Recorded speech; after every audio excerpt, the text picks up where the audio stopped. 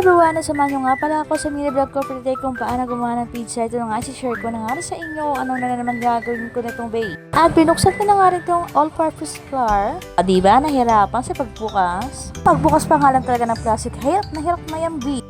Dahil wala nga akong panukat, ito lang halang ginamit ko, tansya-tansya na ng bee. 2 taka ng all-purpose flour ang ginamit ko dyan, bee. Wala nga akong magawa sa bahay. Naisip ako na nga lang din talaga gumawa na nga ganito. Dahil nga nakita ko nga sa Facebook nga ito. At trending na naman siya, bee. Siyempre, yung gitera tayo.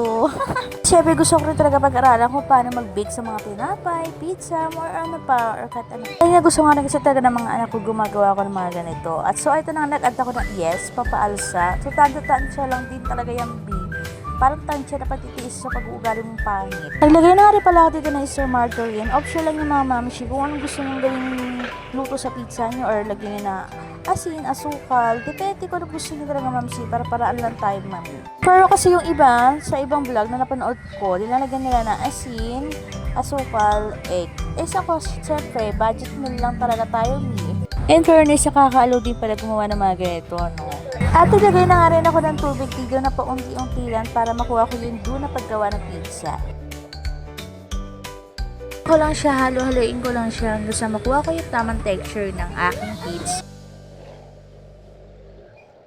At ito na nga mga mami, kinamay ko na nga rin to para mapabilis ang aking pagmamasa dito. Masahin nyo na siya na masahin hanggang sa makita nyo na yung inyong sa paggawa ng pizza at kailangan mahaba ang inyong pasensya. At habang nagmamasa nga rin kayo mga mami, pag alam nyo medyo dry pa, mag-add kayo ng unting mantika lang. Pero paunti-unti lang and lagyan nyo ng unting tubig, paunti-unti lang din. Sa makuha nyo nga rin pala yung texture na paggawa ng pizza. At mga mami, nag-add nga pala kulit ito ng tubig kasi medyo dry pa siya. Kailangan lang unting tiyagaan ng talaga natin tubig. And paunti-unti lang po yung paglagay natin ng tubig para hindi rin po mabigla yung ating paggagawa ng tubig.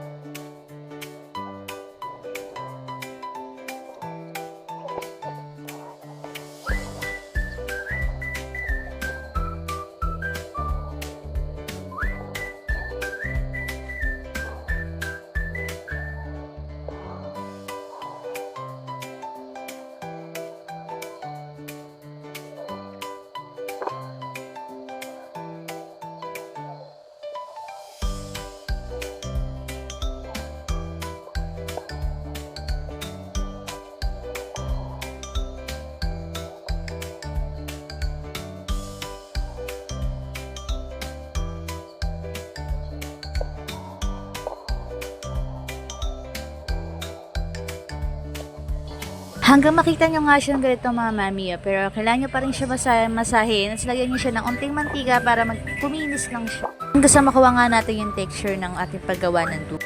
At hindi ko na nga pala na-videoan at ito na nga yung resulta na nagawa ko. At ginawa ko, tinusok-tusok ko na nga rin siya ng tinidor and para kapag ilagay ko siya sa kawali, mabilis din maluto. Add na nga rin pala ako dito ng ketchup. Mami, pwede kayo gumamit ng tomato sauce kung gusto niya talaga. At ito na kasi ay budget meal lang talaga na kayang-kaya ng budget natin. At ayan na nga mami, nilagay na nga rin pala ako ng giniling dyan, yung nabibili sa tindahan ng sa dilata lang. Bago ko nga rin pala ilagay yan mga mami, ginisa ko na nga muna yan bago ko ilagay. At na nga rin pala ako puti ng sibuyas dito para maganda-ganda naman na tignan natin ang ating pizza. Add nga rin pala ako ng cheese dito mga mami para masarap-sarap naman. At ito lang po ang mini vlog ko for today.